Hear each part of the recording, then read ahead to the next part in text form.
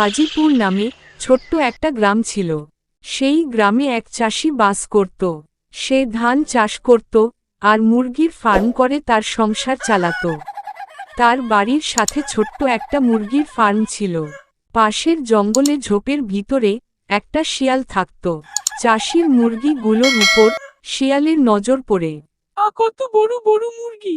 আমাকে আর কষ্ট করে শিকার ধরতে হবে না। প্রতিদিন একটা করে খাবো। আজ রাতে একটাকে খাবো। সেদিন রাতে শিয়ালটি সেই ফার্মের কাছে গেল।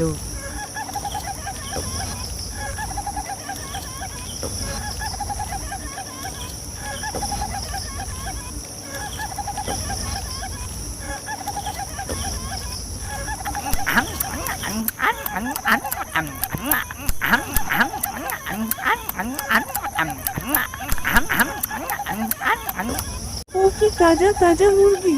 সেই স্বাদ! আরো একটা খাই। না থাক, প্রতিদিন একটা একটা করে খাবো। এতে চাষিও বুঝতে পারবে না।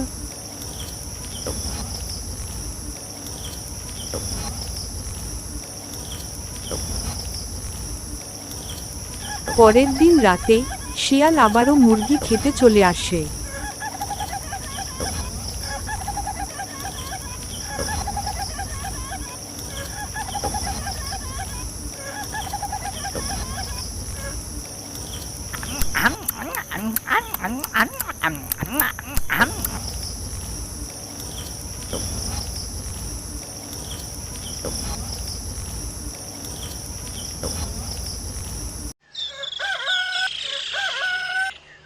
পরের দিন সকালে চাষি তার মুরগিগুলো কম দেখে অবাক হলো।